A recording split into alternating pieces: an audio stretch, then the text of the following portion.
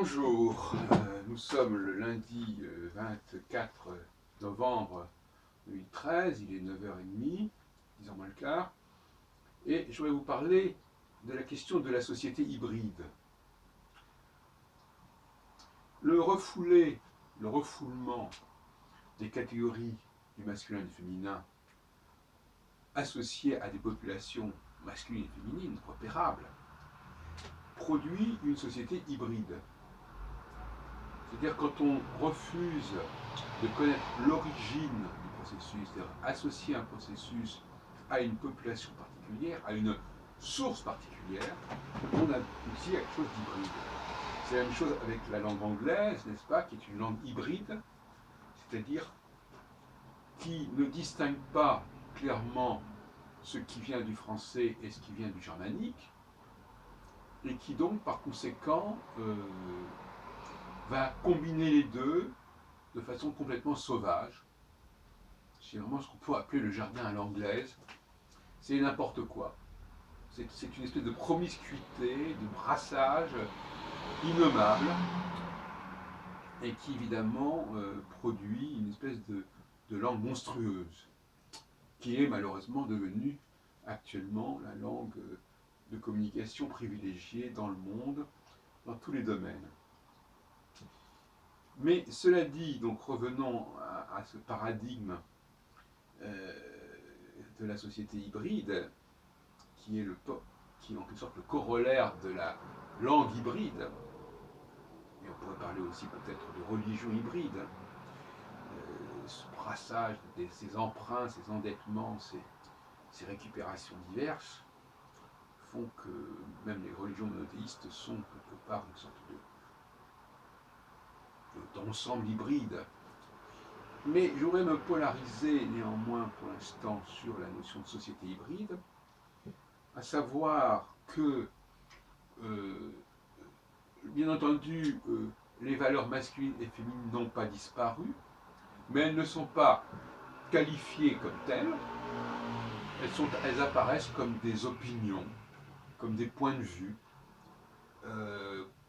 conceptuels, philosophiques, éthiques, ce qu'on voudra, et non plus comme l'expression d'un déterminisme du genre, c'est-à-dire les femmes et les hommes ont une perception des choses, ont une praxis du monde qui est différente. À partir du moment où il y a un refus, il y a un déni de cette différence de praxis, il y a donc un retour du refoulé, c'est-à-dire qu'il y a tout simplement ici une cohabitation, encore une fois, une coexistence de discours complètement différents, qui se croisent, qui se mélangent, qui font l'objet de discussions à n'en plus finir, alors qu'en réalité, elles correspondent à des données objectives. Et voyez-vous, on part de données objectives et on en arrive à des données subjectives, entre guillemets. C'est-à-dire, oui, vous pensez comme ceci, ah ben c'est votre avis. Oui, enfin, donc c'est cette espèce de coup par coup comme cela qui est une régression épistémologique flagrante, hein, notamment au regard des sciences humaines et des sciences sociales, qui ont bon dos, enfin, je veux dire, qui souffrent bien évidemment de cette espèce de faillite de la pensée, et au profit d'ailleurs de la philosophie. Les sociétés hybrides, les langues hybrides, sont protégées par la démarche philosophique et par la démarche scientifique, mais alors dans un sens extrêmement scientiste et abstrait, et non pas du point de vue de l'épistémologie des sciences de l'homme. Effectivement, il y a fondamentalement une opposition radicale entre la philosophie et même la linguistique jusqu'à un certain point de vue, et le monde de l'anthropologie, de la sociologie, de la psychologie et de l'histoire. Là, il y a un clivage au niveau des sciences, ce qu'on appelle globalement, alors là encore justement, alors ces sciences humaines constituent aussi un ensemble extrêmement hybride, parce qu'on y met des choses qui n'ont rien à voir. On voit bien dans les débats qu'on a sur ces questions de genre, voir poindre une démarche philosophique qui veut en quelque sorte aplanir, abolir les clivages au nom de la langue, au nom des formules sémantiques, au nom des concepts extrêmement englobants, et par conséquent, ça nuit, ça a une forme de nuisance flagrante pour tout ce qui est tentative de comprendre les clivages d'ordre biologique, d'ordre historique, qui ont une prégnance considérable qu'on veut relativiser de façon tout à fait outrancière. Donc, donc finalement, toutes ces différences ne sont plus perçues que comme des opinions, comme des points de vue, comme des sensibilités, au regard d'une laïcité philosophico-linguistique qui serait dans la neutralité par rapport justement au genre, et qui font que finalement, voilà, on propose ceci, on propose cela, et ça n'est censé n'avoir plus aucun background sexué et visuel. Visuel au sens de, voilà, c'est un homme ou une femme qui parle, je vois que c'est un homme ou une femme qui parle. De la même façon que la synonymie en linguistique, en langue, fait qu'on ne doit pas tenir compte de la forme du signifiant, mais seulement de ce que la tradition orale nous informe, ce que les dictionnaires des langues nous informent sur la signification de tel et tel mot, malgré, en dépit de tout ce qu'on peut capter et percevoir au niveau directement visuel ou même auditif. Et je voudrais recentrer un peu mon propos, lui donner quelques manifestations exemplaires, d'exemples en tout cas, à savoir que le fait, par exemple, de dire qu'on va recevoir quelqu'un, qu'on va assister à que des gens vont parler, qui vont lire des textes, la lecture des textes ou la lecture des partitions, qui sont des moments extrêmement récurrents de la vie culturelle, des loisirs, n'est-ce pas? Voilà, on va écouter des pièces de théâtre, on va écouter Molière, on va écouter Beethoven, et tout ça, effectivement, est perçu comme un loisir tout à fait anodin, qui ne prête pas à conséquence, en fait. Alors qu'en réalité, c'est là, en fait, de façon sournoise et subreptice, une volonté du féminin de l'emporter. Mais ça n'a pas le droit d'être dit, ça n'est pas dit, c'est dit refoulé.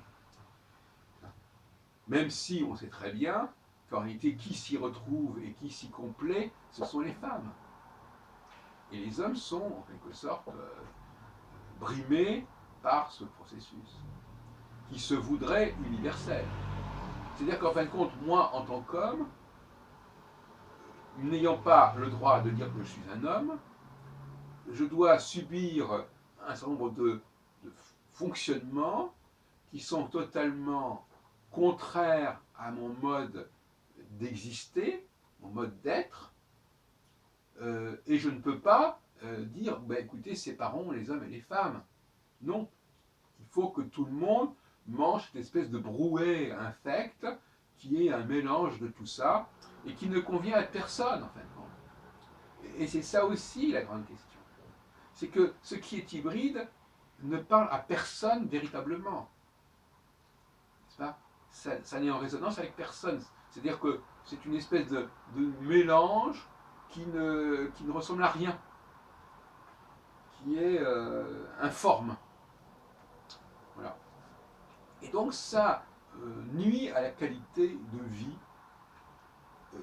dont il faut bien comprendre qu'elle ne saurait avoir un caractère mixte.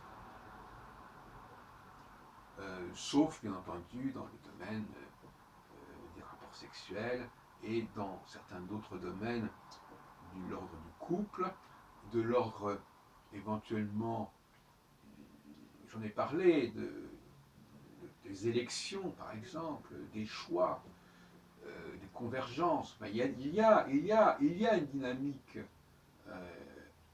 qui, qui intègre cette synergie masculin-féminin, mais effectivement, ça prouve bien qu'elle existe, cette synergie. C'est-à-dire qu'elle existe parce qu'il y a en effet ces deux populations qui ont des raisons de faire des choses et qui, quelque part, arrivent à converger.